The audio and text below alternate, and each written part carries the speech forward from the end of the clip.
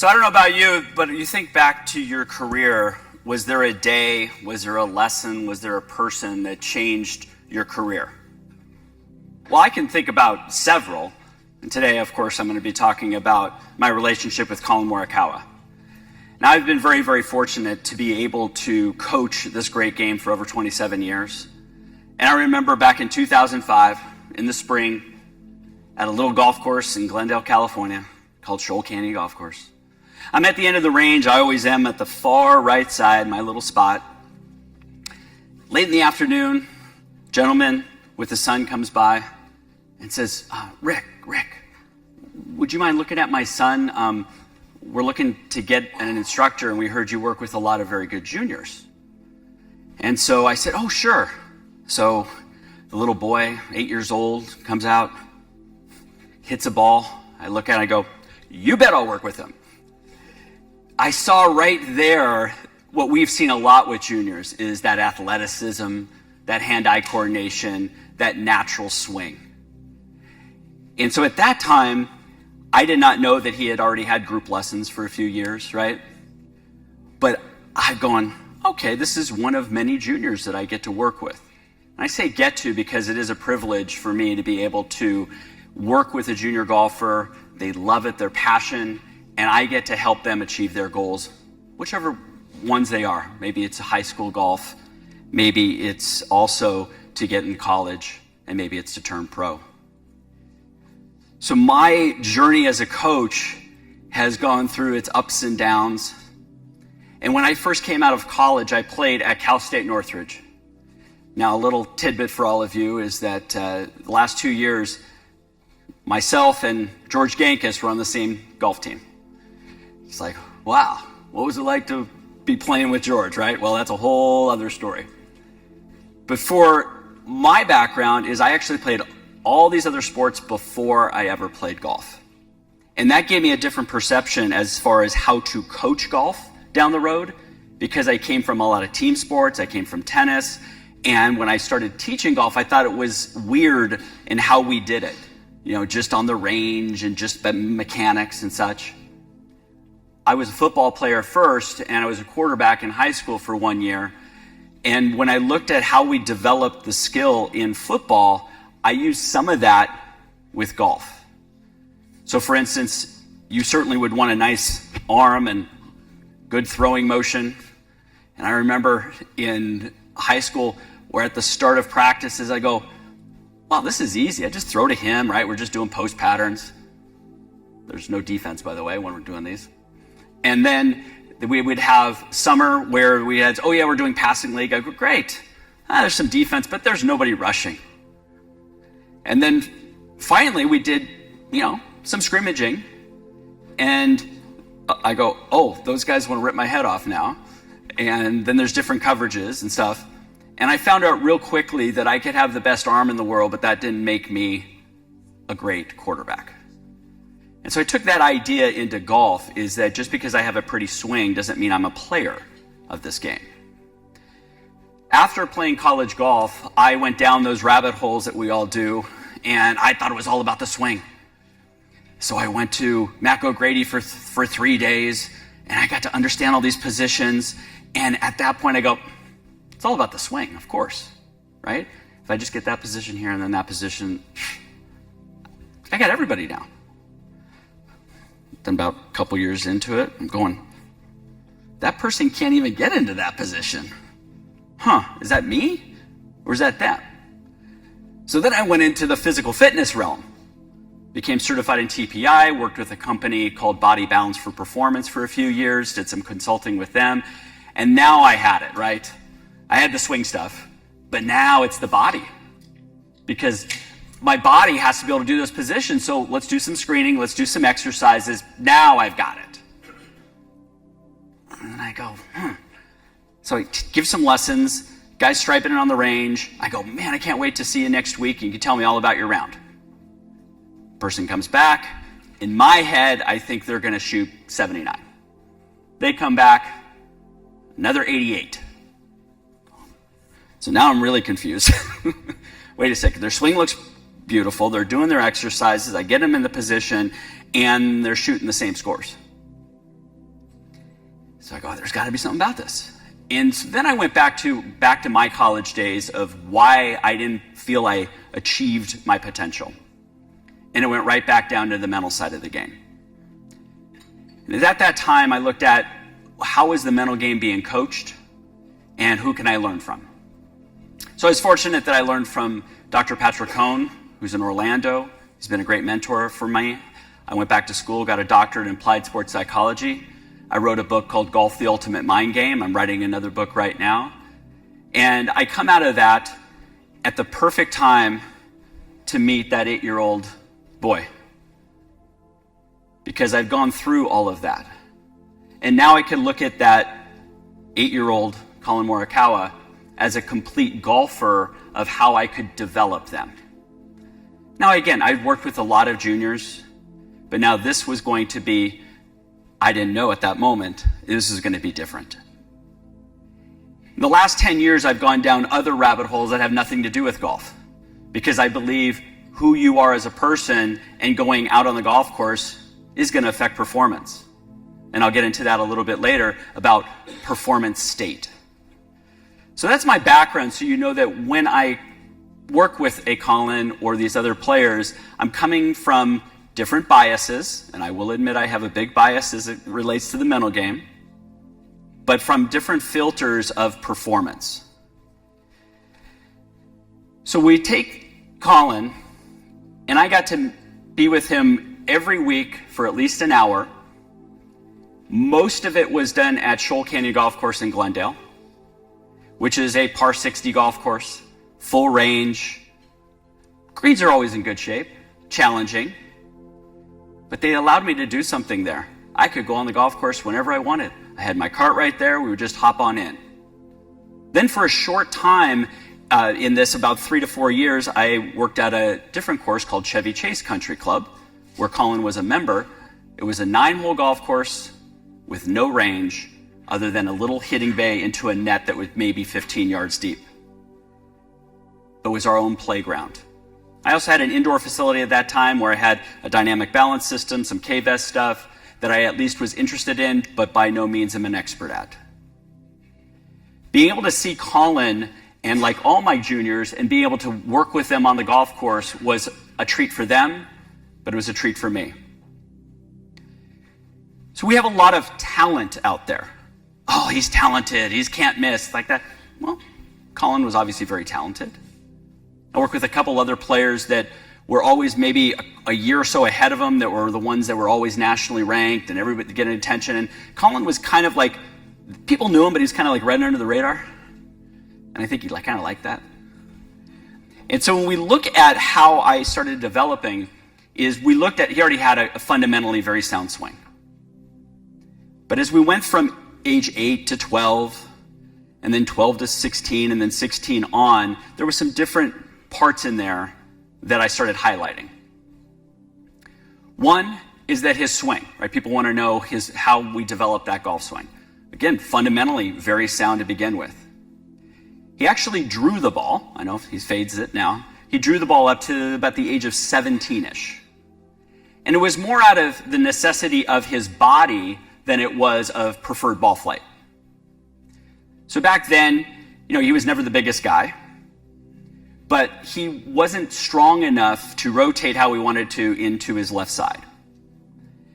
And so back then, again, we're talking 14, 15, 16, he was a very good ball striker, great hand-eye coordination. He was a little bit more upright, little higher left arm plane. And then what made it challenging for us was how he went through the ball, is that he was weaker on his left side, left glute coming in here. So there's going to be more going on here and then a little more tilting. So obviously the more tilt happens, his path started going more and more right. Now the great news is that he always had great club face control. So even though he may push it a little bit or may draw a little bit, it never got really out of control hook that we see with a lot of juniors that are here and then boom. And at one point, as he's getting ready to go to college, we started looking at, well, what ball flight do we want, and can we actually physically do it? So when he's about 15, we started to include now physical fitness and assessments on that. And he went in, and that's at 15, we did see that it was a little bit weaker on this side. and a little tighter in some of the hip joints. And as he came through again, he'd have to do this a lot. And then that was counter to us wanting to go and rotate. But he started putting the work in. Never had to tell him ever how much to practice. I knew he would do it. He would do the little things at an early age that made it all add up from a development standpoint. So when we looked at all the elements of the game, we certainly worked on mechanics of a golf swing. We worked on short game.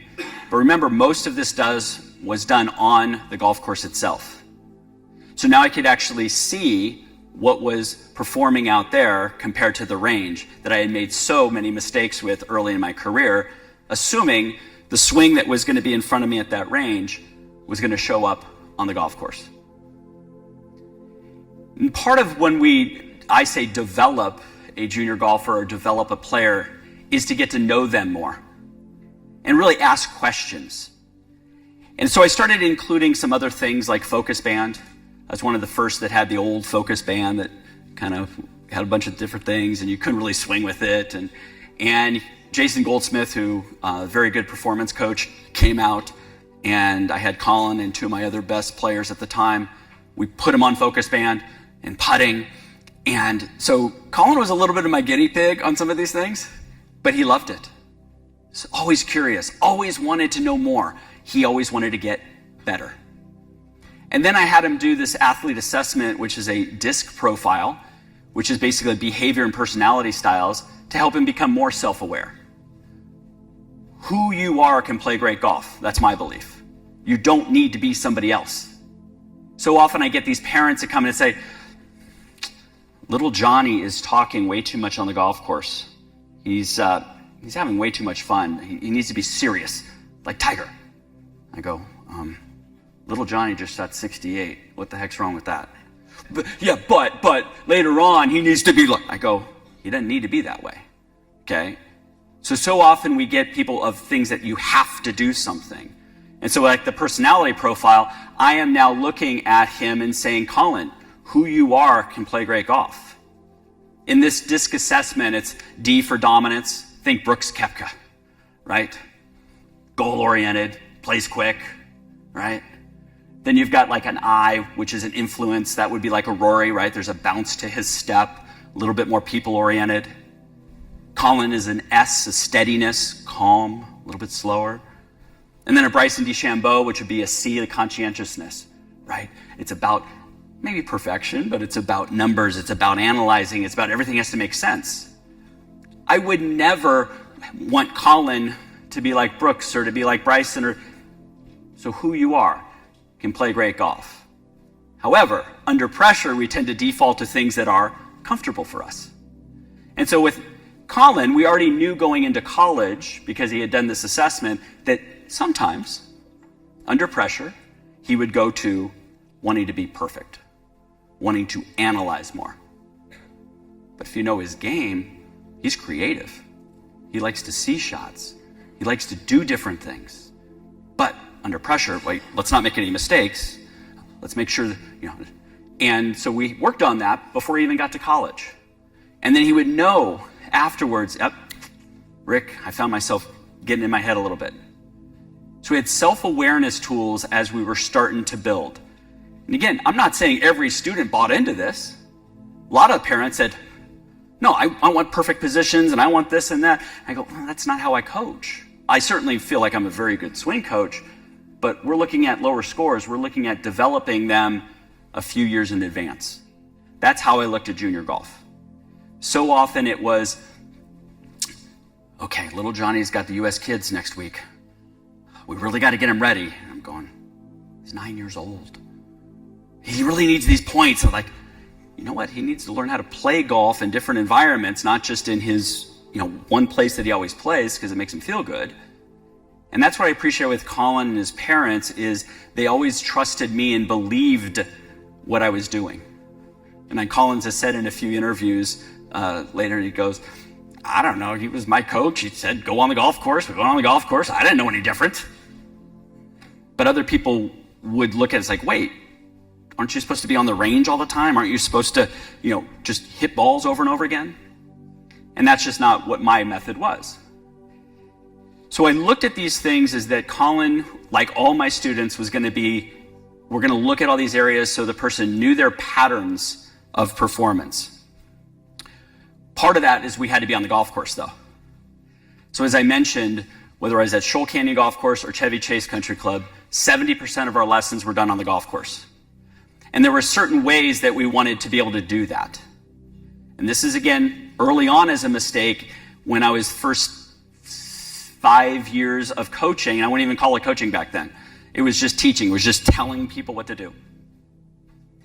I had a lot of information. I just wanted to tell. Then I shifted, I would call more to a coaching model where I'm asking questions, I'm having them experience things, and that's what the golf course became, is a playground. And again, not everybody has access to a course. I understand that. I was fortunate that I went to these facilities with that being in mind, even though you could call there's nicer facilities in the Los Angeles area, but they wouldn't allow me on the golf course. So now I had this playground for him and all my other players. And he really bought in. His dad was at every single lesson from the age of 8 to 18. Now most of you are going, oh boy, that must have been horrible. Greatest thing in the world. He came there and barely asked any questions, just sat back there. And later on I asked him, I go, Blaine, you show up to all those lessons, what? He goes, just, supporting my kid. And, if I hear something from you and we go practice, I just want to remind him of what we worked on. Never debated me. Never had any doubts. Now, I would have still, if he wanted to debate me, that's fine. But we know that there's these parents out there that their expectations are totally unrealistic and everything's about short-term results instead of long-term development. So we would go on those golf course, and I had this one drill that I did all the time. And I remember on the first hole at Chevy Chase Country Club, it's a very narrow par 5, even though it's only like 440, but it's straight uphill. And there's rough on the right. And I remember one day dropping a ball in there. And Collin already kind of knew what we were doing, but most kids, 12, 13, would look at it and say, hey, coach, how do you do this? Which is the old teacher in me to say, well, the rough's going to do this, and we're upslope lie. And I said, Collin, how do you want to do this? So he would go, okay, well, I'm going to take out my hybrid, and he would talk the shot out, and then he would hit it. Whatever happened, we were doing what we call immediate feedback loop. Okay, what you just saw, is that what your intention was? He's like, nah, not really. That came out a little bit lower than I thought, and it got grabbed a little bit. I said, okay, you get it. You get another second shot. What do you want to do on the adjustment? And it could be a club choice. It could be maybe he's going to create something else, and then he'd hit a shot. Now, the third one, I would come in and say, hey, Collin, now, did you notice we had that upslope lie? Maybe we need to do this, and that rough's going to do this. And then he was like, oh, yeah, okay. And he would try my method third. Now, why this was important for him is he became a problem solver, and he could understand variables quite quickly by the time he got into college. People say he's very mature. He's an extremely mature, smart young man. He has always been mature. He's always been curious. And yet, we never looked at any shot as, that's a bad shot. We looked at like, that went a little left. I wonder why. Oh, now I can think about it, Rick. Upslope lie, yeah, it's going to go that way. And then the rough caught it. Oh, okay. And so he always knew causes and effect of environment. So now he can make better decisions down the road. I wasn't just, and again, made the mistake early on, just telling them, jumping in, yeah, you're going to need to do this. Because I was limiting him in his problem-solving ability. I've learned a lot from my students when they come up with a different solution that I didn't think was possible. Like, oh yeah, that makes a lot more sense than mine. So they get to be a teacher to me. On the golf course was about play. It was about challenge, and it was about competition. Keyword was play. We had some fun. I love trash talking with my juniors. I just love it. And then dig them a little bit here, dig there. At the end of every session with Collin, we competed. 5 minutes, right? Okay, closest to the hole here. Okay, who can make this putt, right? And he was one of those few juniors, we're talking at that early age, 8, 9, 10, who just looked at me and go, okay. Instead of, this is not fair, you're a professional. This is not. He said, bring it on. And then as he got older, I had to figure out which shots I'm really better at than him. And then it started going the other way. And yet he always took on the challenge. And I feel competition is a wonderful way to do that. I think, and sometimes we start to shy away from a competitive mindset a little bit more. I think it's good for them to learn how to lose and learn how to win. And I think he always wanted the challenge. He wants the challenge to this day. With being on the golf course, we have that variability idea. Now, I loved hearing Bryson and how he practices now. Exact opposite of what I would have coached Collin. And yet in Bryson's mind, that helps him be confident. That helps him be committed. And I go, fantastic. But he did say when he was younger, he went on the golf course, he did learn different skills. Collin is about learning, and we could do that out on a golf course. So the variabilities are endless, as we know. Sean Foley was talking about environment as being a key indicator. I believe that. Yeah, we have all these different filters of how do we perceive that environment. And I wanted to make sure Collin looked at that environment as something to problem solve instead of a threat or a stress or, oh my gosh. It's like, yeah, this is boom, boom, boom, boom, boom. Okay, let me try that. And again, what I was stressing is let's make all our mistakes when we're 15, 16, 17 years old. And then when you go to college, you're going to be now more able to adapt quickly. So he took on those challenges, having a great parent system, again, so grateful for, is that they were there to support him. And that's a key part. They loved him, they wanted the best for him, and they trusted me. And part of that trust came from that I always told Collin, I told his parents that if I don't have the answer, I will find it for you. I never wanted to BS him or BS I can take care of that. No, we've went to a force plate person. We've gone to a K-vest person. We've gone to a putting person. We've got, I'm not an expert at those things, but I want to make sure as a coach, I wasn't going down the wrong rabbit hole with him with certain things. So you have this kind of little bit of a mini team, but he, again, always had great questions for us. So when we get into like mental game stuff, is being on the golf course was ultimate for me to do mental game. I could put somebody in a situation that made them maybe uncomfortable.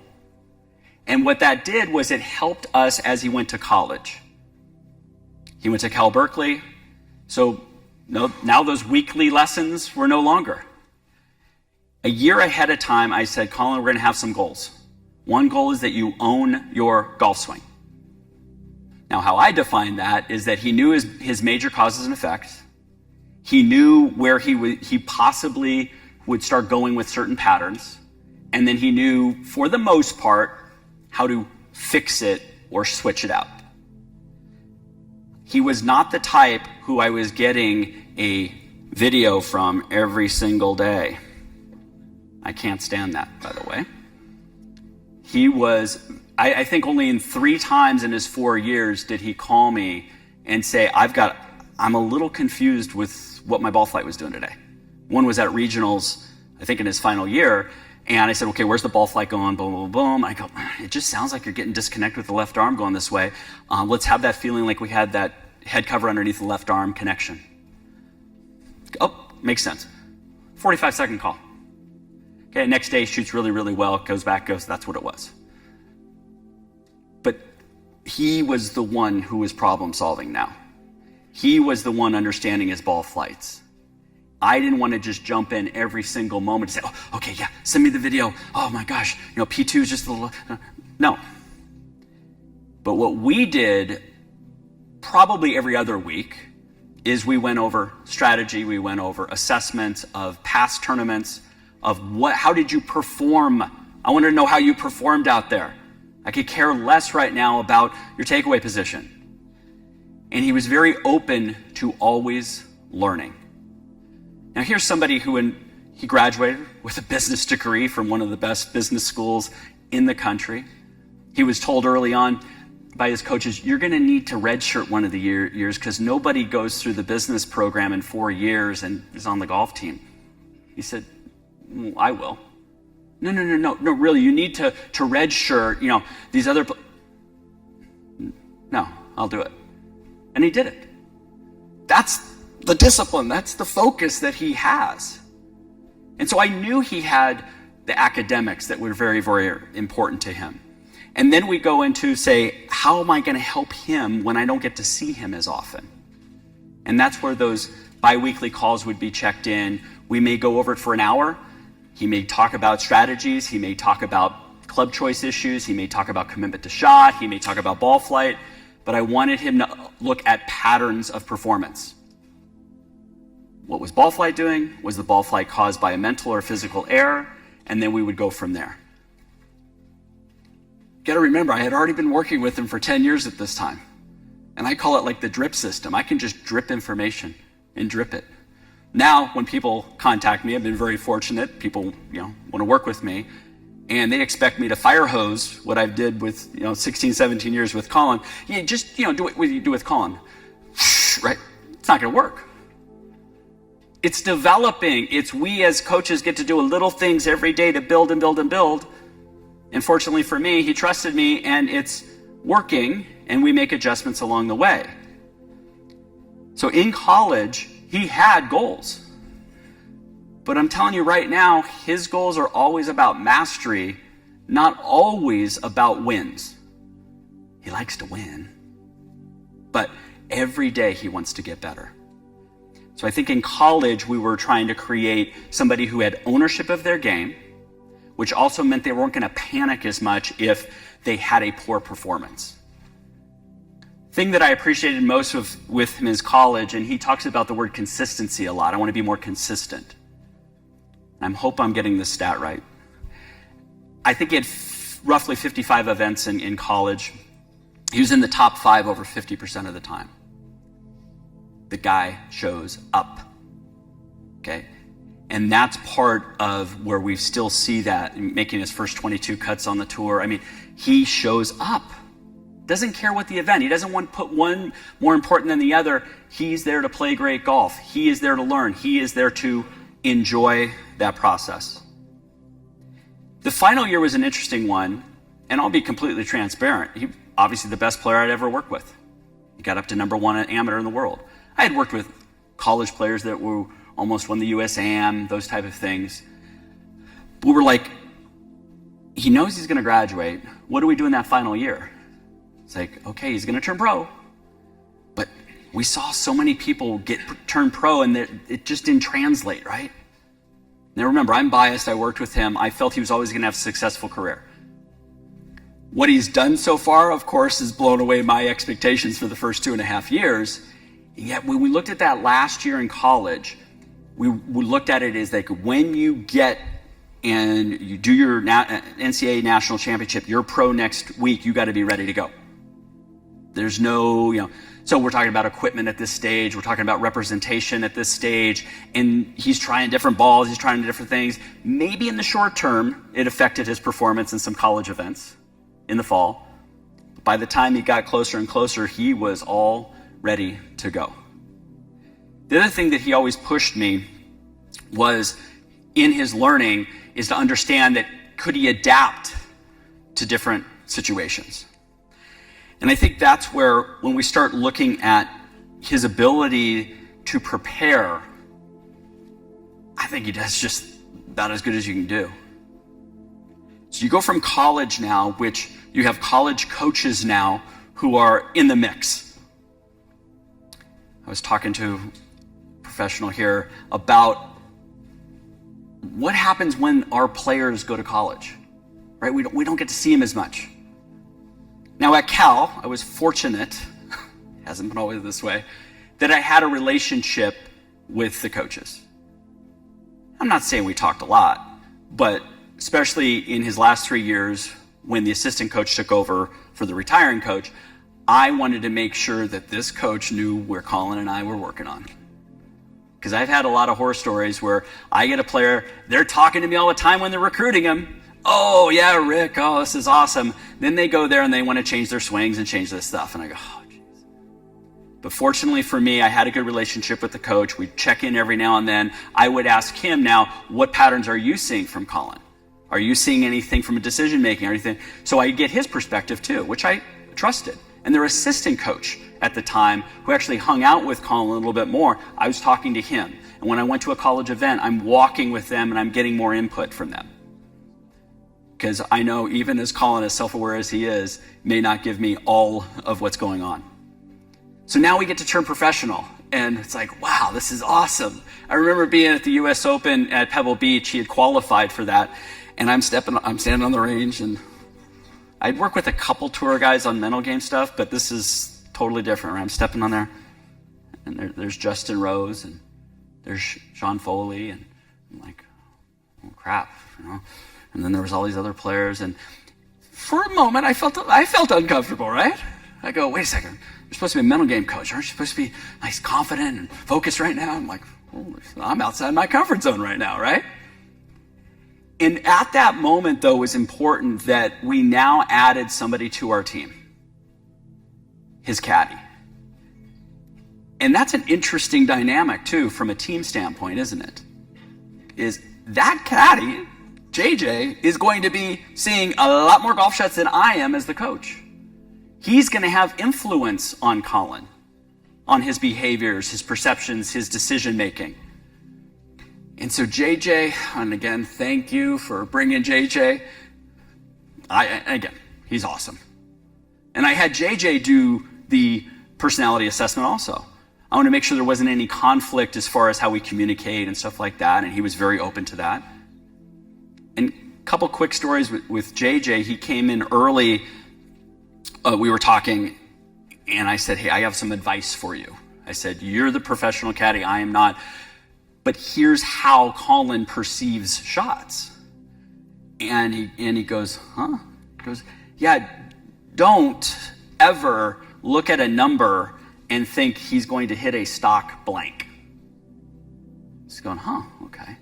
So we saw this really, really early in their relationship, where I want to say it was like a 158 number or something like that. JJ is already grabbing 9-iron and about to hand it to him, and Collin goes,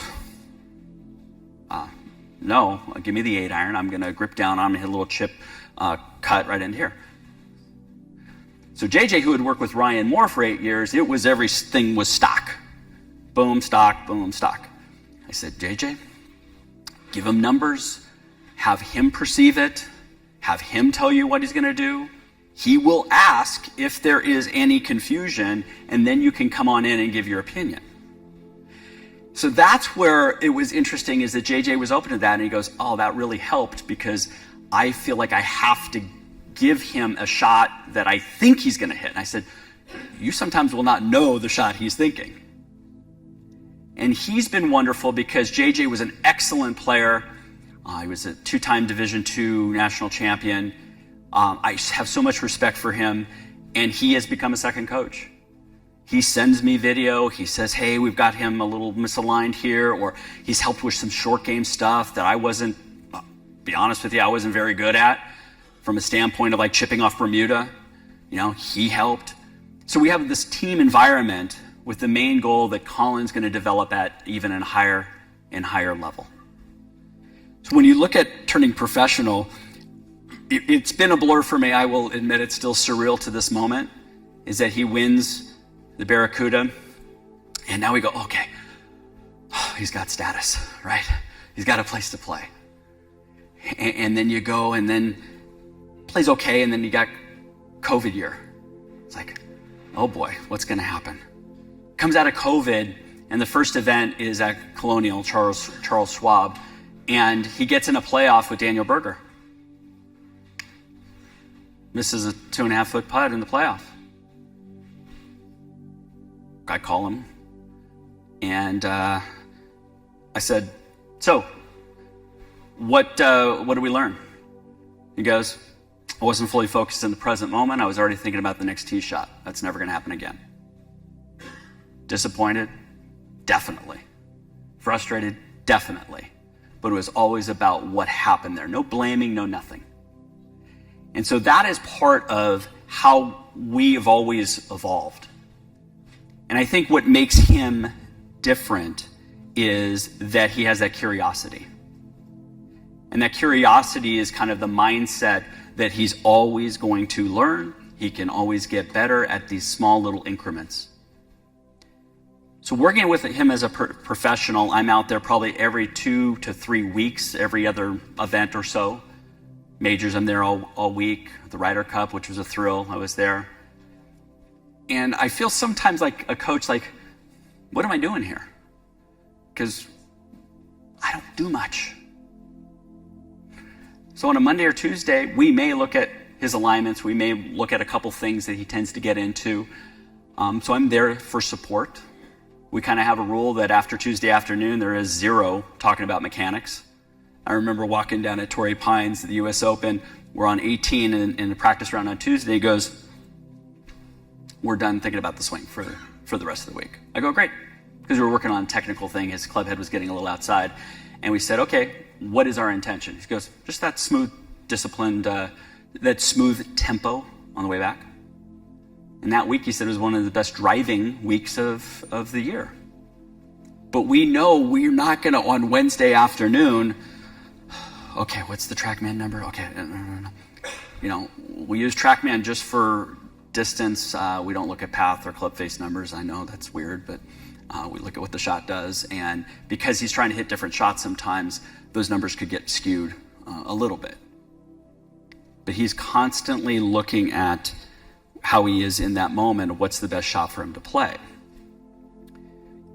When we look at preparation, he's had to learn new golf courses quickly. And again, JJ has been instrumental in that, of being able to, because of his experience, know certain things that we can and cannot do. We've added more competition to his practice rounds. I think some players get a little bored out there and get a little complacent. And so we wanted to make sure we still got a little chipping game going on or something like that to keep them elevated. And then Wednesday became closer and closer to being able to focus on what's there for the week. We don't do a ton of stat review. He'll look week to week, obviously at strokes gained. We get a report from TaylorMade at the end of the season or periodically, quarterly, that we will look at. There's no real big surprises. I mean, he's pretty self-aware. The JJ is very self-aware. I'm looking at that. But we don't panic if there's one bad week. We just look at there might have been something, let's say with putting, where he's a streaky putter, is there might be one week where the greens were just a certain way that we have to adjust for and such. So we don't go too much into stats, but we do want to really look at what caused the performance. And what separates Collin, I know I keep repeating a lot of the same themes. Extremely curious, takes ownership, very accountable. I have never heard him make an excuse in all the time I've been with him. One of my favorite stories is he's 16 years old. He comes back from an AJGA event at PGA National, comes to Chevy Chase Country Club. I'm on the green. I already know what he shot. Comes up. I always ask him, what did you do well? What did you learn? What do we need to work on? Those are my 3 basic questions every time. What did you learn? Okay, what did you do well? He had shot 84 at PGA National. Says, I had no control over the ball. The wind affected me. Now, I have other juniors or college players. So I saw you shot 84, which was his highest AJGA score. Yeah, because it was really windy out there, you know? And it's like, no ownership, no wanting to get better. They were blaming the wind on the 84. He said, I've got to do a better job of playing in these type of winds. LA, we don't get a ton of wind. So now I, as a coach, need to go, I got to help him with this. We just found a blind spot that we had not, it was exposed dramatically. When I talked to him, he just came back from Japan a few weeks ago, and he was hoping that the wind would blow at a higher level. More, because now he loves the wind. So we turned a weakness into a strength. He loves the creativity of it. He loves flighting irons. He loves picking different shots. But some people get stuck in, well, yeah, just the wind, it caused that, it's like that, and it's an excuse. And it's like, oh, man. Collin doesn't make excuses. And when I look back at our time, he was somebody who had a lot of these things in him. His parents were wonderful. I felt I helped cultivate some of these things and was a good match because we didn't get into a lot of technical stuff. He will ask me every now and then, certainly the cause and effect, and I might get a little more angle driven with him. He always wanted to get better and always believed he could. And he wasn't in what we call a fixed mindset. I've tried everything. I'm never going to get good at this. Always curious, isn't he? So 2 stories now on the PGA Tour that come to mind is early 2021, he's at his home course in Vegas. Mark O'Meara is a touring professional out of there. And Mark O'Meara, just what a generous man. He's always been super nice to me, super nice to Collin. And Collin goes, why do you do that grip with your putting? What are you doing with that? And Mark said, well, it just helps him release a little bit more in here. And he goes, can you show me how that goes? And he goes, feels pretty good. Okay. I get a text from him. He goes, Rick, because I was going to see him the next day in LA. He was going to come for the Riviera tournament. And he goes, I think I figured something out. I go, oh, okay. And so he didn't tell me yet, but he shows up he goes, okay, watch this. He's like this. I'm going, what's going on here? He goes, work with me here. It feels good. I feel like I can release it a little bit better. Every now and then he got a little blocky at impact. And what's interesting about him is that he asks a lot of questions, but he has to process it, feels it, okay, and then he's all in. So Riviera that week, that's the first time he's got the saw grip. Stats, absolutely atrocious. Horrible. Okay? And we're there, and JJ and I after the round are like, what do we do here? And he's going, oh no, the putting feels great. So again, disconnect. Following week, he wins WGC event in concession. He's in the top 5 in putting. Okay, keep processing it and processing it and processing it, and it works. And then the next week, he's at WGC on a Monday at concession course, and I wasn't there. And he was having a tough time off tight Bermuda, chipping. And JJ says, why don't you just ask Paul Azinger? He's a member here, for crying out loud. He's one of the best chippers of all time, what he does. And so Paul came over and saw Collin hit, and we had a little too much shaft lean, right? Come like that. He says, well, just kind of go 90-90 here and allow this hand to do this. And he's like, tried a few, maybe 5 minutes of a little lesson. Okay? He worked on it. He goes, okay.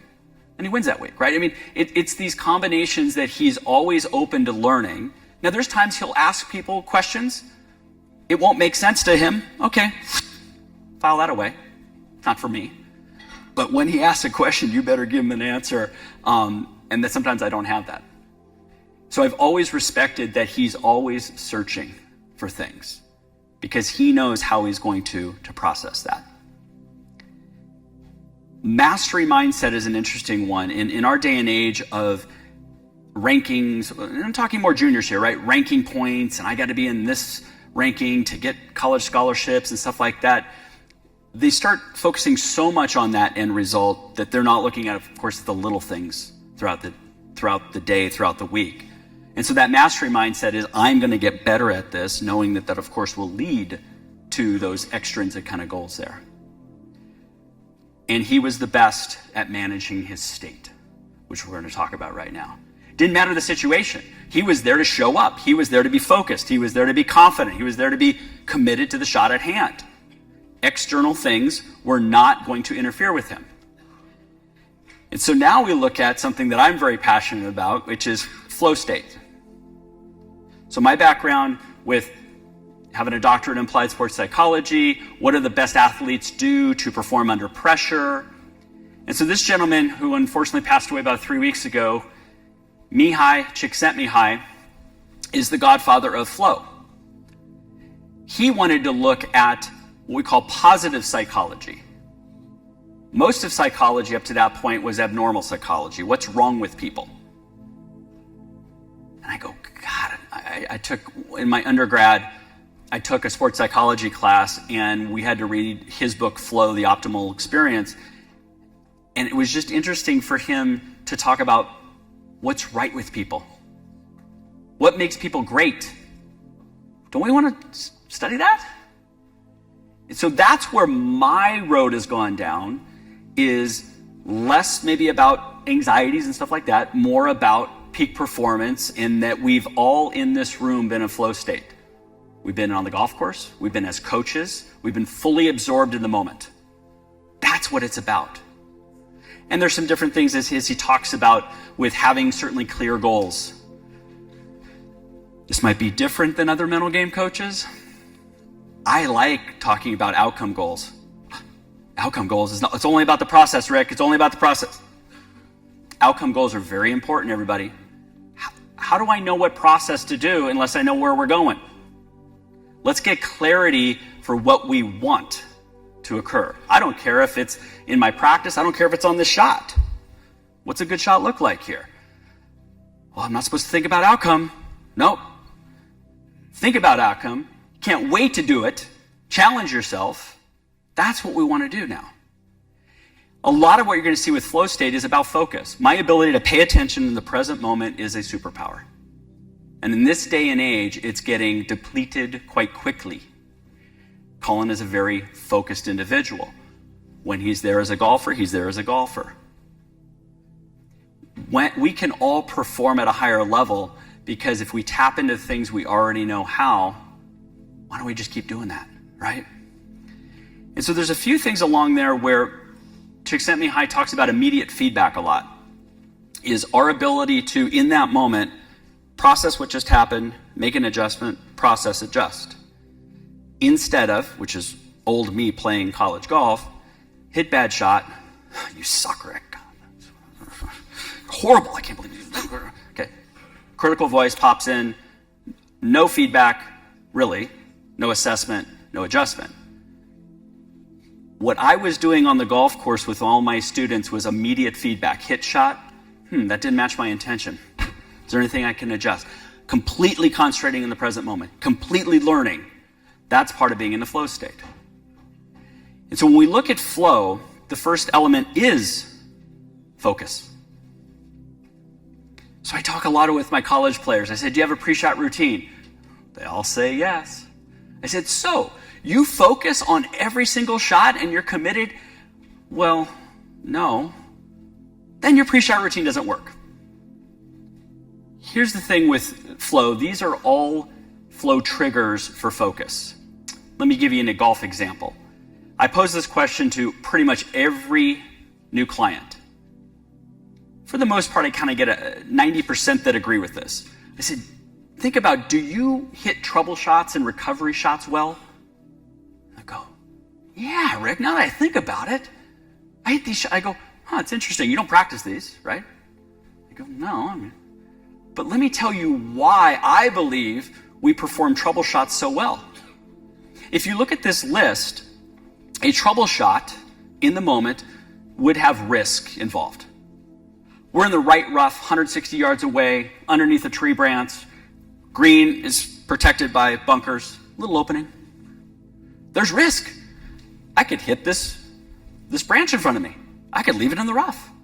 We pay attention to things that have risk to it. Complexity. Well, I got to figure out that lie and how low am I going to hit it, and is this ball going to run out when it hits between those two? Complex. We've got to figure it out. Unpredictability. You bet. I don't know what this ball is going to do in this rough, but I got to give my best option here. So now, then we got into, is there a clear goal? You bet there is. Rick, I could just see it really well because there's the branch and I'm just going to hit this low cut. And I go, clear goal. There's creativity involved. There's challenge involved. I've just stacked 7 different triggers in that moment. You bet they're paying attention. So I would venture to guess we all have a certain trigger up there that matches us best. Like mine by far is curiosity, passion, and purpose. When I'm curious about something, I am locked in. I get passionate about it. I'm curious. I want to ask more questions. I'm just... Other people, I believe, like a Phil Mickelson, would be risk. Okay? He's hitting flop shots from where we're going, why don't you just bump and run? It's like, risk, that gets him going. That gets him focused in the present moment. Collin, clear goals, challenge creativity. He's clear on what he wants. He's challenging himself, and he's creative. Bubba Watson, creativity. Start thinking about what gets you to focus in that present moment. Think about what's going to help your students focus in that present moment. Yes, we can teach them a pre-shot routine, but I want them engaged in that shot. And if we can tap into some of those, deep embodiment is the club and the body feel as one. I can feel my body. We have a lot of field players out there. Those are super important because flow follows focus. Focus is the number one priority here. The next major thing that came out of Csikszentmihalyi's work is this challenge skills balance. And this is how I best coach when we talk about states. Notice flow up in the right hand there, high challenge, high skills. So flow is about challenging yourself, not when things are easy. So I make that very clear with all my students. This is not about making things easier. It's about challenging yourself. There's a key word that I put here in parentheses called perception. So I ask a lot of players, I said, a lot of junior golfers, do you have the skill to hit this driver 280 yards within a 40-yard grid? Well, they go, yeah, Rick, I do it all the time. You've seen me do it. It's like, okay, so tomorrow when you're on the first tee, 440 par 4, it's required a 280 shot to 40-yard grid. Do you believe you can do it tomorrow on the first tee? Well, Rick, I don't know. People are going to be watching this as an AJGA event and all these... The perception of challenge went through the roof. They now said, uh-oh, I'm not sure in this moment if I have the skills to deal with all of this. The shot was the same. The same thing was required, but in their head, the perception had increased. So on the scale, what you would see would be that when we have high challenge and a perception of low skills, we get anxious and worried real quick. I'm not sure if I can do this with these people watching and that college coaches who I really want to play for. The skill is just a driver 280 yards down there. So when we get people who feel in the moment the challenge is too great, they now, unfortunately, it affects them and their state. The opposite happens a lot with very good players, by the way. So we talked about that idea with the trouble shot and how that the trouble shot could wake us up a little bit. It's challenging, yet in that moment we believe we have the skills, right? Yet the opposite happens all the time with good players. 100 yards, middle of the fairway, ball sitting up, middle hole location, no wind, no bunkering, wedge, 60 feet right. And they go, what the heck happened? Well, mentally, you believe that was an easy shot and you have all the skills, so you get bored on the golf course. You get bored, apathetic. You don't have a clear picture. Oh, I got this. This is easy. And then disengagement happens and poof, we miss the green from 100 yards and then we blame our wedge swing. We really want to challenge our players just enough to get their attention so that they can now be engaged in that moment. So a lot of times people ask me about, does Collin play his stock shot? I guess most of the time the ball's going to fade. But there's certain times that he is really going to see what he wants, challenge himself, and that wakes him up. That gets him going. He doesn't do this every week. He does a lot, but there are certain weeks that is not as crystal clear. It's not the same. when we have to go back and remind ourselves what it felt like in the final group or the final of the PGA Champion 2020 or the Open Championship this year in the final round or the final play at Olympics where he got up the leaderboard, almost got a bronze medal. Those are state changes that he had. And that's what excites me as a coach is I want him to tap into that state more often. And I'm going to ask him questions. And sometimes it is very simple things. I feel prepared. His word at the PGA in 2020 was, I'm comfortable. Where does that come from? I don't know. But he was in a good space on that. So I look and I use flow all the time in my coaching. Remember, I'm looking for peak performance. And I want to know what's going to help trigger that on a shot-by-shot, round-by-round basis. Clear goals. Got to know what you want. We want to tap into intrinsic reasons to play. Let me explain that real quick. A lot of juniors, when they're 12, 13, 14, I ask them, why do you play golf? Oh, Rick, I have so much fun. I get to hit all these shots. I get to be with my buddies. Man, we're messing around. I get to go play with my dad. Oh, it's like that. I go, great. Fantastic. And then when they're 16, 17, why do you play golf? I want to get a college scholarship. I want to make my parents happy. Yeah. I go, no, what are the reasons? That's it. Oh, man. So everything's for extrinsic reasons and rewards instead of the true love of the game. Collin has a love of the game. He can't wait to go out the next day and play golf and get better and ask questions. But so many people are obsessed with the extrinsic of what it's going to bring to me. Yeah, I practice because hopefully that means I'm on tour and then maybe I get some money and I get famous. I go, oh boy, good luck with that. Next thing is we want to increase challenges. In flow research, there's kind of a little sweet spot. If you can challenge somebody 1% to 4% outside of their current skill set, you're more likely to get them in a flow state.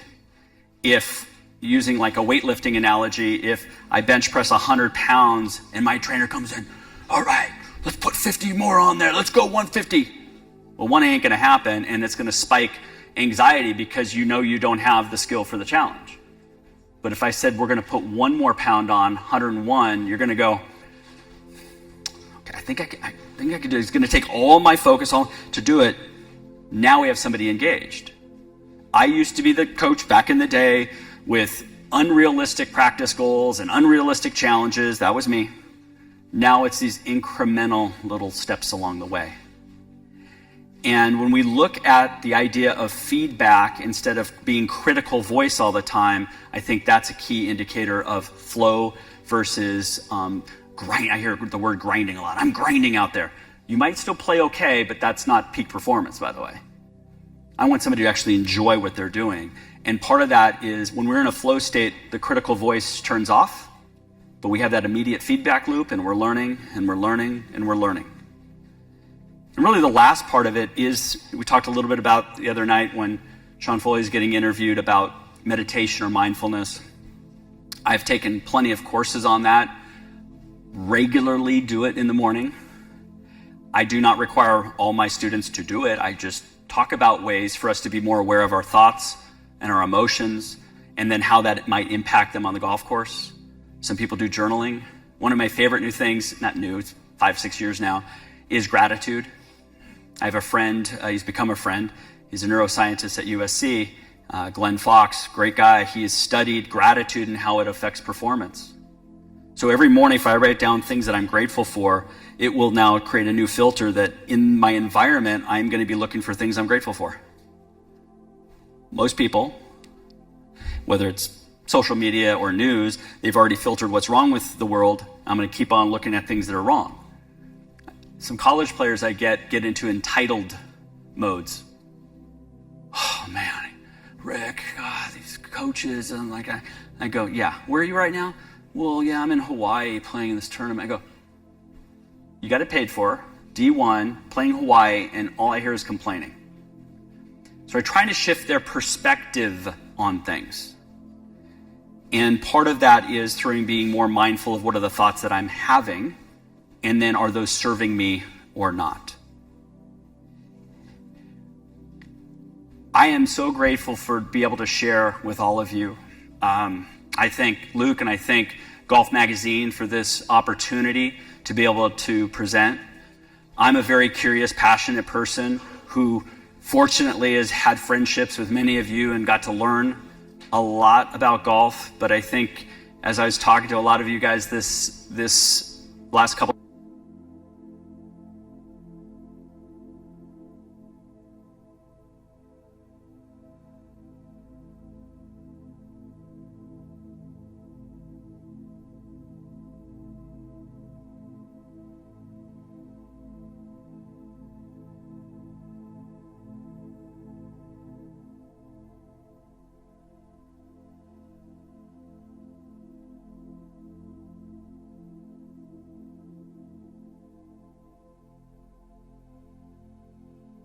As I finish up here, it's important to know that I am very fortunate to meet a Collin Morikawa, yet I've been very fortunate to meet thousands of people on that lesson tee that I can be there for the moment.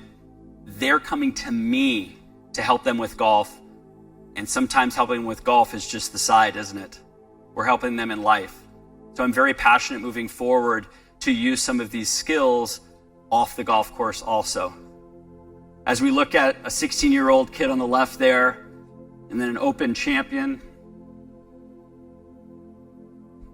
been a pretty cool journey. And I believe it's just beginning, and I believe the impact he's gonna have on other junior golfers is gonna be immense because he loves golf, he's an ambassador for golf, and I believe he can be a different role model for juniors that it's okay to smile on the golf course. It's okay to have fun. It's okay to want to just go play golf and love it. So I appreciate your attention today, and if there's any questions, I would love to answer some of them. Thank you.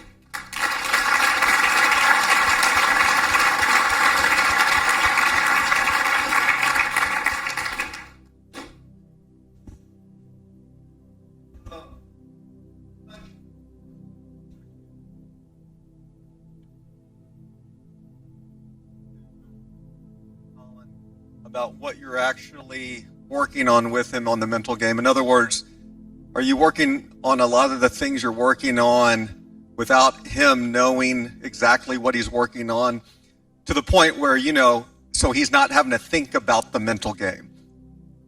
Sure. No, yeah. I think that's back to when I talk about drip system versus fire hose, is he kind of knows the questions I'm going to ask almost before I ask him. And again, we have certain, I'll call them boundaries for, like, throughout the week. Like I said, Tuesday we're not going to talk any more mechanics. Yet we broke that rule at the Workday charity event at Muirfield Village. He was swiping across the ball a lot. He'd come off actually missing his first cut and was not hitting the ball well. Didn't get anything going. Wednesday after the Pro-Am, we actually didn't have a Pro-Am that Wednesday after the round, we never practiced. We did. And I said, hey, Collin, this left arm's disconnecting. Let's get the glove underneath there. Hit about 5 shots. He goes, I got it. And then that week, he, on his pre-shot routine, went like this. Nick Faldo's mentioning, oh, he's probably working on a connection. He was. And that's when he beat Justin Thomas in the playoff that week. So when people talk about, oh, you're not supposed to have a swing thought, I go, he won with the swing thought. He went 19 under par. Back to the question is that there's not a lot that we talk about day to day, but I'm always getting his feedback. So if he says, hey, Rick, I wasn't as, let's say right before Riviera last year, I'm not quite as clear on my start lines as I need to be. Let's work on some visualization stuff.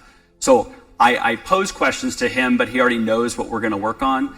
And when we're on site, there's very minimal other than strategy and commitment to shot, and that's where JJ comes into play too. You got the mic here. Rick, will you talk about how you create a separation between outcome goals in the moment? So the research on outcome goals is that, yes, very successful people have outcome goals, but they are able to detach from them, because if they can't, oftentimes it leads to inconsistent effort, not being immersed in the task at hand, and a unwillingness to take risks, which basically means not present, inconsistent effort, which means I try too hard to the point and then I just give up. or what happens, failure to take risk essentially means unstable confidence. Right. You talk about how you create that space between an outcome goal and having it, but being able to detach from it. Sure, a great question. So I pose a few questions to every competitive golfer. And I say, I have some players playing at Latin America Tour School this week, right? I said, what's your goal for this week? And they go, what do you mean? My scoring goal? I go, I don't know. You tell me what the hell you want to accomplish this week. Okay? And so let's say it's an outcome goal. I want to qualify for a Latin American tour. Great. Then I say, what type of golfer needs to show up that week to do that? And this is where I get into strategy. So I have two players at two different sites. One side says the course is playing soft and very scoreable. The other one says the course is going to be windy and stuff like that. So the one that's windy says, I need to be the type of golfer that can control my ball flight. I need to be the type of player who can look at and make sure I make decisions. And then we talk about even like the speeds of greens and how firm they are, right? I want them to understand the golfer that needs to be there is going to be making decisions. And then the final question I ask is, what type of person do you need to be to achieve those goals? And week to week, it might be, Rick, I need to be patient this week. I need to be committed to shot. And I said, how are you going to be committed? Well, Rick, remember that thing we talked about visualization? I'm not going to hit a shot unless it's an 8, 9, or 10 on my scale. I'm going with that this week. And I'm going to be talking to my caddy, and we're going to make sure we're on the same page by him asking every time, what's a good shot look like here? And I'm going to answer that. So I go from big picture down to performance-based stuff of strategy, now based on what is in their control in that moment. And they may have a different intention for the week. Sometimes it's confidence, maybe we're working on, maybe it's a focus thing, maybe it's a commitment thing. And then I always follow it up with, okay, what can you do about it? So we do a lot of pre-round routine stuff too. Maybe focus is something like, I'm getting so wired on that first tee. I go, great, let's introduce 5 minutes of mindfulness meditation at the hotel to set the tone for the day. That would help you. Go, oh yeah, that would help me. Okay, great. And then we're looking at those processes along the way. Why I talk about outcome goals so much is that I think a lot of the players are starting to get scared of goals.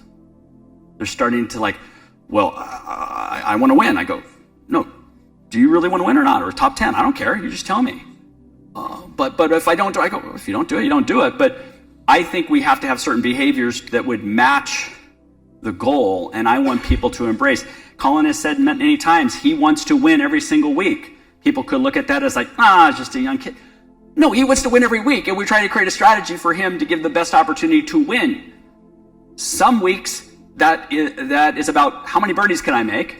Other times it's about patience. Week to week might be different to achieve what we think is the same goal. So hopefully I answered that. Rick, great talk. That was awesome. Thank you. You mentioned Collin's club face control. Can you point to anything in his past, and are you working with him or him working on his own to develop the great face control that he has? Because I think that's obviously pretty important. Sure. Yeah, he played other sports. He played baseball, basketball up to the age of like 12. And this is my coaching bias. I do a lot of punch shot stuff with players. So I want them to be aware of afterwards what's happening here. I know it's after the fact, but I want them to have a better understanding of from delivery to exit. And so I do a ton of punch shots with my players. And I think for him, he was always very good at this. But I would stress that more and more, especially as he gets stronger in his core. He could now do that punch shot without coming out of the shot. But there was very little rotation happening even at an early age. That's why I said even when he did this, he would push a ball a little, draw it, but it was never a massive flipper of it. And that, again, I love that. I like to keep that club as control. So I do a lot of punch shots. You pointed the difference between Collin 70% on the golf course and what Bryson's talking about now. Quick thoughts, is that more developmental, meaning Bryson was on the course as Collin was at a young age, and now Bryson talked about moving on to mastering that one shot, or is that more like a disc profile kind of a... Correct. What's your... Yeah, I think it becomes a disc profile is that if you see Bryson practice at a site, everything's measured because he doesn't want everything. With Collin, we don't measure a lot. Okay, and people could look at it, well, you got to measure it. And I go, he kind of knows why the ball's going where it's going, and we want to get creative. We want to play golf. And so a lot of our preparation is done with that. So I believe a lot of it is personality styles in a way. And if I told Bryson that you're going to be like Bubba Watson, it's like that, I think that would be a disservice to Bryson. You're going to, again, under stress, you're going to revert to what your comfort is. So he likes numbers, he likes this, great, that makes him feel comfortable. Collin wants to create, Collin wants to be able to do that. If I made him too analytical, then he's going to feel like he has to be perfect. So it's part of that. I think there just has to be a balance on both sides. I mean, I was fortunate he had a pretty darn good golf swing for a long time. If he's hitting it all over the place, of course I've got to make some changes there. Last question here, because everybody wants to listen to the next speaker. But I'm kidding. Really awesome presentation, Rick. Just to follow up on Mike's question, is there a particular club that you would use when you're working on the punch shots? Do you change ball position? And do you have him, hit little fades or little hooks? Or is it mostly like, let's pick a target and drill it straight at it? Sure, it was mostly 7-8 iron based, and it was mostly straight. And then with Collin, and with my other, but specifically with Collin, we would talk about changing ball flights based on exit positions a little bit more. So I would always say, hey, this is again before his day, say, hey, Jack Nicklaus hit these fades. He exited this way. And then Justin Leonard hit draws like this. And I would have Collin go from punch shot here and then just keep it this way a little longer, or then go this way a little bit to now make it change a little bit more. But I was trying to keep the club face pretty darn neutral throughout that. And at first I would not change ball position. I wanted him to go from natural spot and then be able to feel that. So I wouldn't call it a true punch shot per se as far as flighting it, but it was more for him to feel and then see what's going on. Because you get people who are recoiling, but they'll go, holy smokes, yeah, I can see that's happening, or whoa, I'm holding it off. And so that was my way to do that. Awesome. Probably helped his transition into playing in the wind as well so quickly. Yeah, exactly. All right, folks, give it up. Thank you. For Rick Sessinghaus.